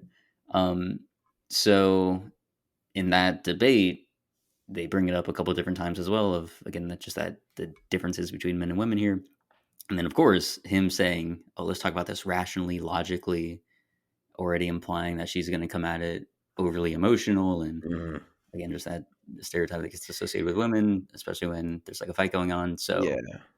I'd be very curious to see, and especially the way the whole trilogy, again, it's very much a two-hander, but it is from Jesse's perspective, like more than not. I mean, it's by Mhm. Linklater. He's obviously gonna have a male perspective on it, and we sort of start and end every movie with him, like his perspective and what he's trying to do. So I'd be curious to see how a woman approaches it, and Mhm. Yeah. their thought on this debate in particular. Um, and just the different points that they bring up. Because again, it's one of those like there's very valid points being brought up on both sides, but there's also these terrible blind spots that both of them have, and then the low blow insults they try and give to each other that's just like uncalled for. And so I think they do a good job of trying to have each person be balanced. But I will say, if anyone was getting the lesser end of the stick here, it would be Celine's character. I would say. Yeah, I would agree. So I'd be I curious of think how women perceive that. I think I lean to be on her side more even though I think they both make like logical fallacies in their arguments, I think they both make bad points. I think they're both guilty of getting way too personal and like inciting personal attacks that didn't need to be had. I think I still lean her side because I'm biased in the sense that I see a lot of myself in how I used to fight in Jesse, Mm, and I find it particularly like deplorable, having changed a lot and try to be better at conveying how I feel without getting off topic or being personal in any way. I find like a lot of the points he makes and a lot of the ways he's approaching the argument to be a little childish, and like it's not unrealistic in any sense. This is just how people fight a lot in arguments.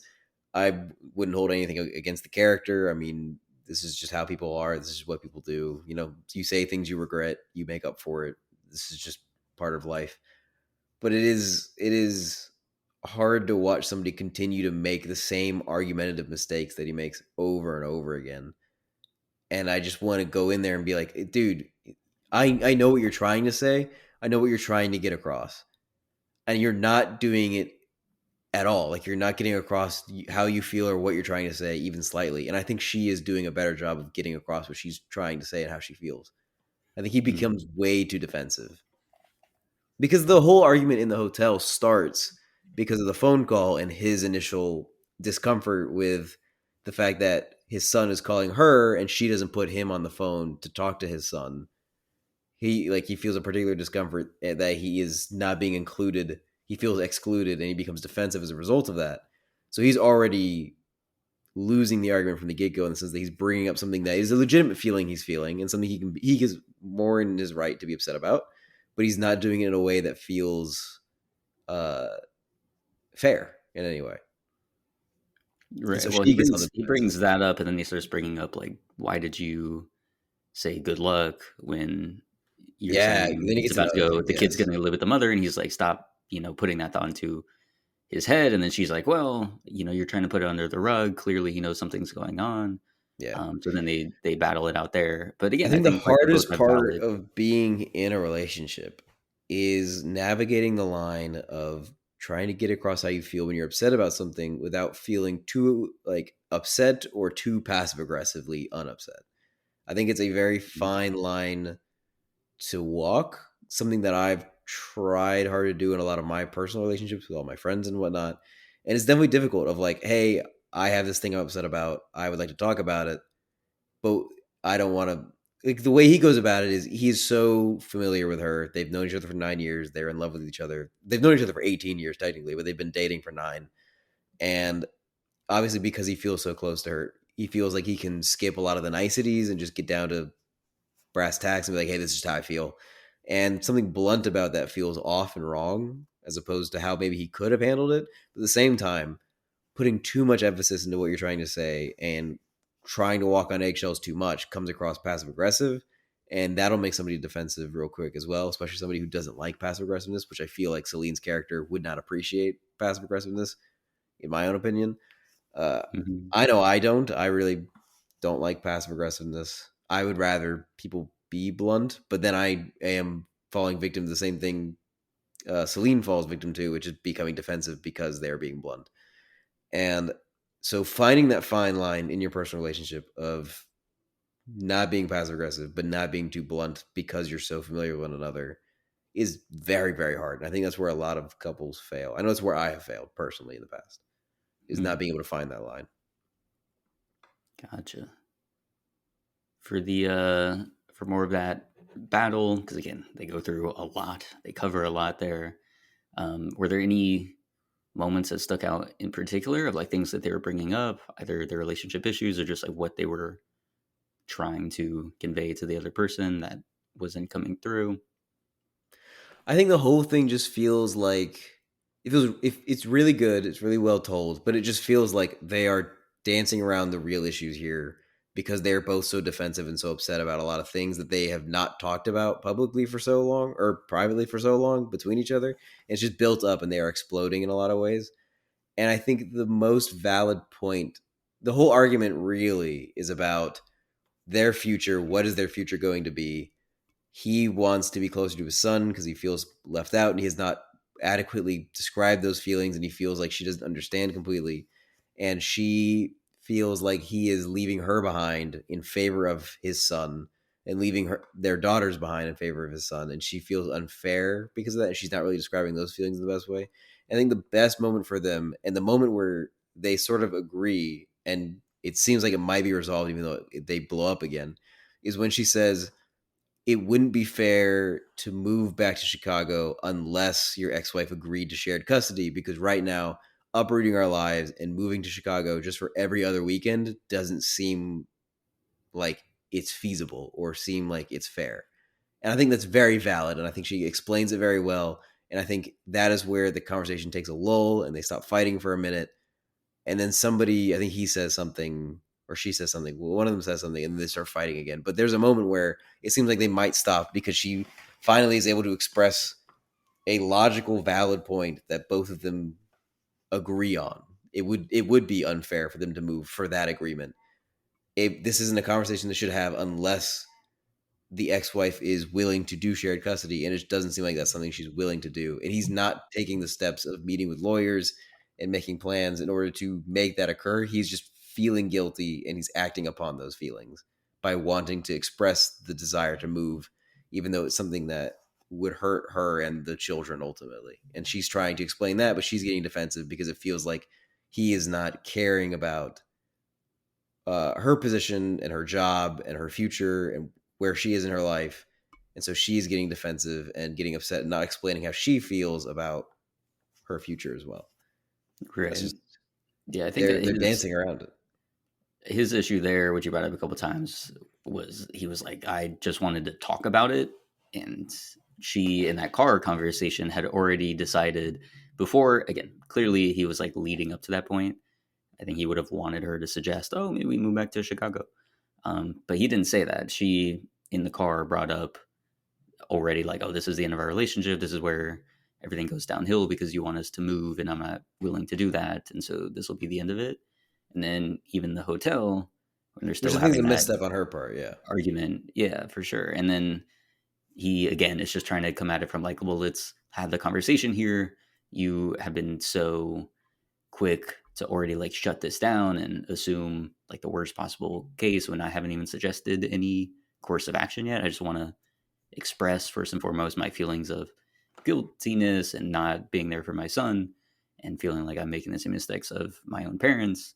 And then he wasn't able to like fully flesh those thoughts out because in that car she had seen where he was going but didn't let him get there to start opening up the possibility of returning to the United States. So yeah, he was feeling like just shut down and not feeling heard himself. And then they did have that one nice little moment there. And then he said something, I forget the exact phrasing, but then she took it as like an ultimatum where she was like, Mm-hmm. "Oh, you're gonna essentially say we do this for my son, or I'm gonna resent you for the rest of our lives."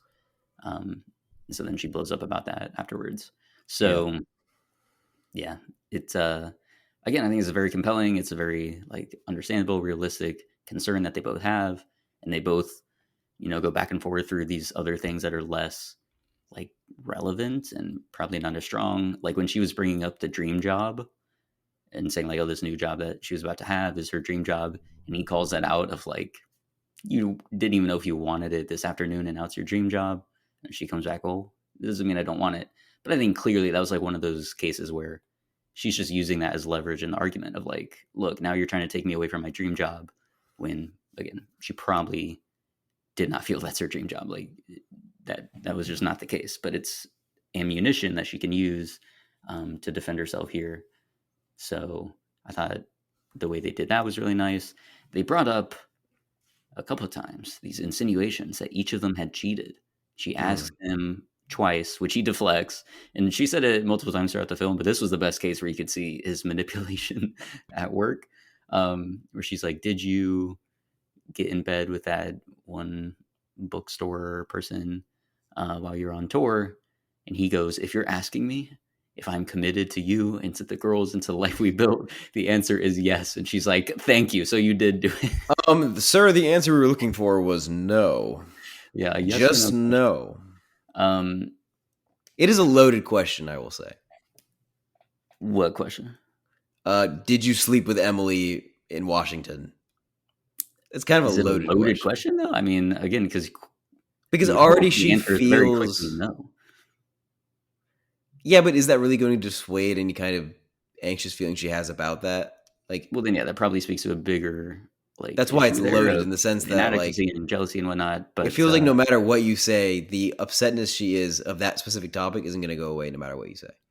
Like there is no really right answer. There's better answers. No would have been a better answer than what he said, but it's not necessarily a right answer because you're not gonna say no. She's gonna go, oh, thank God, I feel so much better. Okay, we can let it go. Never mind. Like right, that. but That's then just at a not certain a thing point, that's gonna happen. if it's like, well, this didn't happen, and now you're getting upset about a false event I think when I'm over telling you time, this, yes, resounding no's can lead to a change in feeling, but in that moment, it is a very loaded question, especially in that tone of voice, in that argument, unrelated to anything else. Did you sleep with this woman? yeah, which again was just like a out of nowhere thing that she was Yeah, using to attack him, and then he returns with, "Oh, well, you visited your ex. Talk about a past life situation. Someone yeah, you visiting their definitely ex blew that after a guy, job." which Yeah. is a crazy thing to say. And she did not deny it. So again, I don't know if we're meant to take it like You said you they definitely at actually did least blew cheat, that guy. or that they're both just throwing things out there, hoping it sticks against the wall to attack the other person, and neither of them are like going to engage with it in good faith. That's again maybe one reading of why he goes. If you're asking about this and this, then I will assure you, yes, I care about that. Let's not worry about something that I you think he's just may be deflecting. It's a bad imagining. answer. Um, He feels I like think it was a he's deflection, yeah. He and feels like he's not answering honestly. the impression is that they both did that they were not faithful to each other, Yeah, which kind of sucks. That kind of throws a wrench in their whole, fairy tale love yeah. romance if Which I both of mean, them will that's go fine. and skip out It on it. feels more real, I guess. Here's what I want to Yeah. ask you. Speaking of wrenches in the fairy tale sort of romance, uh, as somebody who has never been in love, Hmm. does this depiction of love over three movies here, where the illusion slowly and slowly and slowly gets shattered over each movie, and you get to this point where they are now married 9 years and have kids and have a family and are fighting so intensely, does it dissuade you in any way? Does it make you feel like perhaps long-term love is not possible, or does it make you skeptical of long-term love in any way? No, I wouldn't say so because I mean, we've seen throughout media, throughout television shows, movies, we've seen, I mean, songs as well, heartbreak all the time. So I don't think I'm under any illusions about how difficult love and marriage, once you're in an actual long term settled relationship, can be. Obviously, it'll be interesting when I go to navigate that for the first time. But Mhm. no, I don't. If you're asking me if I don't believe in love and the power of it, Maybe not I still love per se, but like long-term committed love. The no. idea I of like believe having a family and being with a person for an extended period of time, that doesn't scare you in any way. The commitment aspect of it, the inevitability of bitterness to a degree. I think the inevitability of difficulty is something That's a that better way to phrase it. I can manage. I would hope that yeah, like bitterness and these constant fights and unhappiness and things like that. I'm hoping that that's something I won't end up in. You know, Hmm. you'd hope any relationship is able to stand the test of time and people are able to be good to each other and continue to bring each other happiness. But as we see from the divorce rates and everything like that, I mean, it's very tough. It's like an incredibly hard thing. But it's also one of those things too of like, well, when you get a pet, your pet is going to die at some point. Like you're going to outlive them, but Yeah, do you still unless you're like do it? 90. I guess so.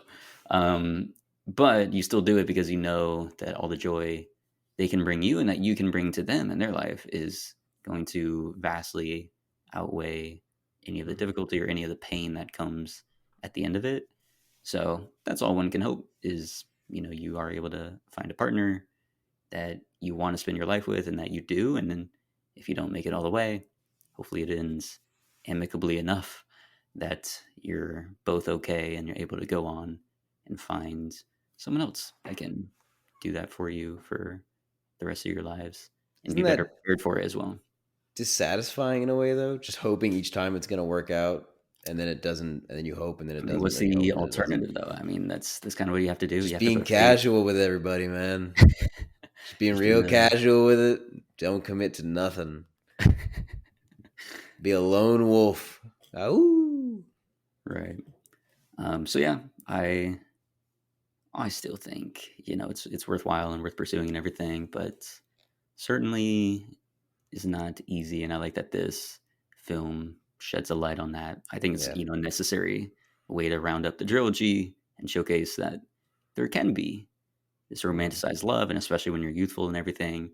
Like I don't think uh, we should fully give that up, and I think that's a lot of what they go for in the second film. Like they have a lot more baggage, they have a lot more heartbreak that they've gone through, and they can still choose to believe in these great romances and things that can lead to these whirlwind situations. But in this one, again, there's there is that realistic aspect of it's not going to be sunshine and rainbows throughout all of it, and knowing somebody better than anybody else on the planet is great, except for when it comes time to hurt each other, and then you have the best tools to do that, and Oh, it can get ugly, and that's yeah, it upsetting. can. It's So brutal, man. yeah, We're all just savages. indeed. Waiting for the right moment to attack each other. Attack the people we love most in the world. We know exactly what to say. That'll hurt them. God. Brutal. It is, and that's why you gotta, when you're in love with someone and you're able to trust them with things about you and things that you care about, knowing that one day they could be ammunition against you, That's fucking terrifying, man. it is. It is so fucking scary, dude. But you still got to choose to do it. Coming from me Yeah. and you, two people that notoriously, although I think me more than you are, not very vulnerable and open. But I think again over the years you've been I'm getting better. able to It's do that much hard, more. but I'm getting And better. recently, compared to our last episodes, that's another thing. I was very uh, beating around the bush in our second recording, like our before sunset episode about certain things going on in life, and now you know them because we chatted Oh, I about can I them. can go back and listen to him and go, that's what he meant. Okay. Exactly. Yes, Oh, he's talking that'll about actually be his great. Yeah, orgy there. Okay, okay. yeah, of course. It was He's rituals referencing and it's all the great. felonies he committed there. Okay, okay. I understand now. Exactly. And then yeah, we also talked about I remember before sunset because it was me starting the second year of my program, and I was talking about I was going to finish that film no matter Hmm. what. The quality of it, we will to be determined, but I was going to finish that film, finish production. Shout out. We've done that, You did it. checked Production's it off done. the list again as promised. In All was post pro, delivered. baby. Now in post, again, still working on fully completing it, but Hmm. that will get done too. Um, so yeah, that's great. Any other reflections you want to have on this journey overall, where life was at when we started before sunrise 2 years ago, and where we are now? I think I'm surprised by how drastic my life has changed in this period of time. Because had we shifted this whole time frame 2 years before, so that the first recording was in 2020, then 2021, then 2022, I don't think I could say the same. I don't think I could say that my life changed all that much in that period of time. But in the period where we have recorded this 2 years ago to now, my life has changed so wildly and drastically. I can't for sure say that it's better. I can't for sure say that it's worse. Uh, but it's very very different, and I think I just have to think that that's exciting. That things can change, things do change, things will change, and I need to be okay with things changing and accept that things will change and look forward to change because things can't always stay the same, nor should they. And I think that's a lot to do with these two characters. I mean, they are the same in a lot of ways from the beginning to the end, but they also change, and the way that they interact with each other changes, and the way they feel about each other changes because nothing stays the same at the end of the day. Indeed, I don't know. that circles back It's to the book Jesse was writing about perspective. It's all about perspective. Yeah. And then the other guy kept bringing up, it seems like it's more about time. And obviously, that was their way of indicating that the whole before trilogy, time is perspective. Like we Yeah.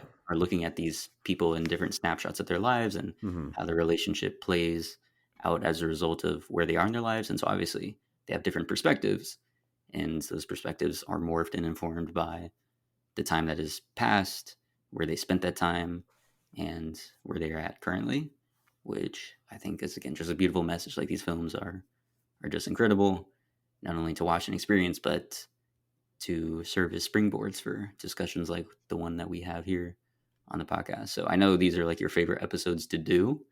They are. Um, and so I'm Which is looking why in forward nine to listening months, back. I would like to do a rewatch episode where we listen back to our podcast and we talk about it. I Interesting. How would think that that work would though? be How would that? delightful. Hmm. We'll In the talk. same We'll see way, what in the we say. same way that we ask people to watch the movies, these episode lengths are the exact same length of the movie. So we go, hey, if you've listened to these 3 episodes, you can listen to this one. We're gonna just be recapping. It's like a one-off episode. It's not something we're gonna do ever again. Just Right. Or sit should that be down. for just us? Because then at that point, it's not really talking about movies. It's just us talking about us. I And think we that's should not record it, and I think we should see how it goes, and then we can decide okay. if we post it. I think we need to. I think it's something that I don't know what the quality of that specifically would be, since we're not talking about movies. We've done things where we don't talk about movies. We talk about WWE, So Yeah, but that's all there's. still. I mean, we talk about video games, but they're all based around I some know, I know, sort of story content that is not us. But but I think yeah, I I see what you think mean.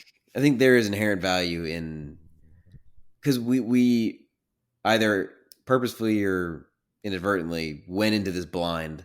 I think doing it over again with the intention of having seen everything all, like, perhaps we can rewatch, it might be a lot to do, but rewatch all 3 movies and listen to all 3 podcasts so that we go into it completely fresh, knowing everything all at once, so that our perspective has now squished into one, as opposed to letting time spread out and having changed opinions. We squish it all together and we talk about how we feel now compared to those point in times. I think that it would just be a better instance of talking about our different perspectives, because I just can't weigh into how I felt in when we recorded those episodes, because I just don't remember. The thing that I remember distinctly was Before Sunrise episode, talking about wanting to be more proactive in writing and like I do developing remember myself as us a writer, talking about that. and Yeah, you telling me to just do it, just sit down and do it, stop procrastinating and just Shia write. And LaBeouf, that baby. that having like a profound impact on my work ethic as a writer. Just Yeah, not how letting much have things you get in the written way. since then? You completed a whole book, a whole other script, right? Yeah, You've both been of those things cranking are things true. out. I'm journaling every day now. Just started a second book because I can't sell the first one, so I might as well keep writing. So working on a second book and a second book and another movie, I should say, because I've written a couple of movies. So just keeping writing until somebody says I like this. Let's do it. Gotcha. Keeping Nice. writing, keep putting my books out there. Somebody will read it. I will be the Jesse of our generation. Somebody will read it. You got to go have a night in Vienna and write a book about it. Yeah, and then in So 18 years, I will yell at my wife no. in What? Greece. So to close the loop on the movie and the trilogy as a whole, the ending, the reconciliation ish scene they have at the dinner table out in by the water. She's upset. She had walked out after saying, "I don't love you anymore." He's left alone in the apartment, looks around at all the different things, like the tea, the wine, all the stuff that they had like started but never completed, weren't able to carry through. And then he goes out to carry through with the relationship, to not give up, and riffs with a napkin, just comes up with something that her 85-year-old self would say if she was in a time travel machine, and gave a message to him to read out to her. And what were your thoughts on that? On his like attempt, her initial resistance, but then clearly at the end she like starts playing along with it. And it seems like they are maybe gonna continue. I think in a lot of ways, uh, we are given the advice to live in the present as much as possible, and it's something that a lot of people try to do as much, because it is obviously the best way to live is to just be as present as possible, not to be concerned with the past or worried about the future. Obviously, all those things are true, but I think the beauty of these movies is that, and especially in this one, they talk about perspective relating to time. The beauty is that they can look back, and we as viewers can look back with them at their past. And in their past, we can look towards where they're going in their future, and we can see sort of where they go, how they end up, and why they are the way that they are, or how they will become the way they are, or how they were the way that they were. We have all these different perspectives of who they were as people. And I think his conversation, even though it's hammy and cheesy and a little obnoxious in a lot of ways, obviously she wanted time alone and he walked up there, but Hmm. and is very pushy and insistent. I think regardless of that, his conversation, the thing he's trying to bring up is poignant in the sense that you do not know how you will look back on this time in your life until it has happened. And there is the possibility that the 82-year-old version of yourself will look back and remember it as the best time of your life and remember Jesse as this wonderful person and disregard all the rest, forget all of the fights, forget all of the arguments. Perhaps that might not even mean anything in the future because you don't know. Because we are living so in the present, you forget that the future is a thing and perhaps the present won't mean so much when that happens. Very lovely. Perhaps people Lovely get too interpretation. caught up trying to live in the present. They get too caught up and get stuck in the present and forget that this too shall pass. Indeed. And I think that ties in as well with a thread that they had throughout the film, which was Celine asking, would you have approached me on the train and like try to get me off of it if this is how I looked? Like if it was today, we didn't know each other, and this is the first time you're seeing me, would you have done the same thing as you did back then when we were young and youthful and had all this energy and everything? So I think this scene here where he starts out as if he were a stranger and coming to her for the first time, I think that was a beautiful way to connect back to that. That like, yeah, he is trying to start fresh again in this relationship, even though they have all this history now, and clearly, all of that is something that is part of their story. He still has those same feelings that he did that first time. Like he would still do it all over again, basically, um, despite all the issues that they have since had Mm. once the idyllic romance has disappeared. I think that was a beautiful way to tie things together. And then again, the whole theme of like perspective and time, as you were bringing up, like if you could look back as an elderly version of yourself, what would you actually remember from that night and from that period overall? And is persevering through it, trying to find a way to continue the better option. It's just very, I don't know, like a very compelling approach that ties in with the themes that they've been wrestling with the entire trilogy. And then when she finally is like, okay, you are obnoxious and stupid, he also drops that act and then says something, I can't remember the exact line, but something to the effect of like, this is what true love is. Like we fight and we aren't as happy as we wish we could always be, but this is not going to get like any better. Like you have someone here that loves you for exactly who you are, and despite all the annoyances and nuisances and Mhm. whatever we might bring to each other, this is like really what love is. How did you feel about that? I don't think I completely agree with him. I think it's certainly case by case. There are Mm. obviously people who everybody will fight in a relationship at some point or disagree about something. It's just impossible to see eye to eye on everything. And I think in a lot of cases, yes, all things must pass. This argument will pass. This is not something to break up about. We will move on. But I think if there are like systemic issues in a relationship involving the two people as they are, you can't. I don't think it can be dismissed as this is just what people do. They fight and they get over it and they move on. I think case by case, you just have to feel it out. You have to think about what you're willing to sacrifice for your relationship, what amount of happiness you're willing to give up for your partner, and what you're willing to compromise and how much work you're willing to put in. I think in their case, I think we don't see how they end up, of course, but they have a solid chance of working. Of course, I think they both care about each other quite a bit, and even though they do fight, they obviously have undeniable chemistry and are definitely, despite what she says, I feel that they are definitely in love with one another, and I think there is a solid chance of them working out. However, if these issues that they argue about persist and it's not something they can get past, perhaps they do call it wraps. I think that's part of the sadness about the movies. You just don't know how it ends, and it could go either way.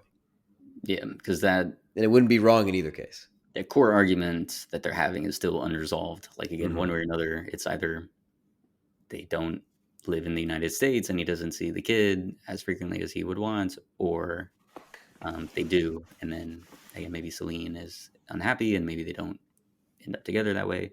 Again, that is still like left open ended. But what we Mm-hmm. do see from the ending is like they're willing to at least commit, like through all the heinous stuff they were just saying to each other in that massive fight. Like they are still willing to put stock in the positive parts of their relationship, the belief that they do love each other and want to try and push through it, at least for one night. So I think that does end on a positive note, again, a uplifting, romantic kind of outlook. So I thought that was great. And then again, it was impossible not to smile when she starts playing along again. The callback to the dinner where she's like, "You just Mm-hmm. want a bimbo," and then she goes like, "The It's a good space bit. time continuum." So yeah, it was a great bit. Um, yeah, it was impossible not to be like, wow, like they did it, or they're at least gonna try. And we don't know because there's no fourth movie because they did not hit their 9 year mark in 2022.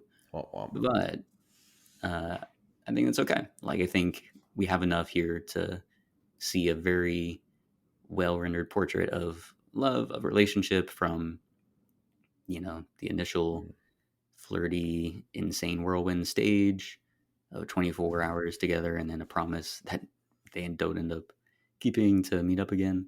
And then, here as, again, not a married couple, but effectively with kids and going through a very intense struggle to keep that love alive. So I thought it was great. Yeah. How I many? think Oh, go I ahead. would like to end on the note that, in keeping with the theme of the movie, since we are the older versions of ourselves, looking back and reflecting and whatnot, we are looking back at our own conversations here, Hmm. conversations that are personal and are a part of this podcast. I would like to say, Ryan, I do. Looking back, I've had a wonderful time doing this podcast with you. I have a genuinely great time doing it. As difficult as it is sometimes, as hard as it is to commit to times to record and uh, movies to watch and schedule to keep and guests to have, on all the fights we've had and all of the stress that doing this podcast has had on me at times and on you, I'm sure as well. I do genuinely, looking back, I've had a wonderful time doing it, and I would never change it for anything else. That is so sweet. And I feel very much the same way. I wonder if you remember, but when we started it out, when I like pitched it to you of, oh, they Mm-hmm. got this radio show that we could do, they got a booth, we can just go in once every week and get it done. And then once the pandemic happened, we switched over to an online version. But my initial pitch that I had said, I was like, yeah, we can do this, but we're not going to continue after we graduate. That's not going to happen. I don't want to do this forever. And then here we are because I Two very years later, much, 2 years very after much graduation. enjoy doing the show with you.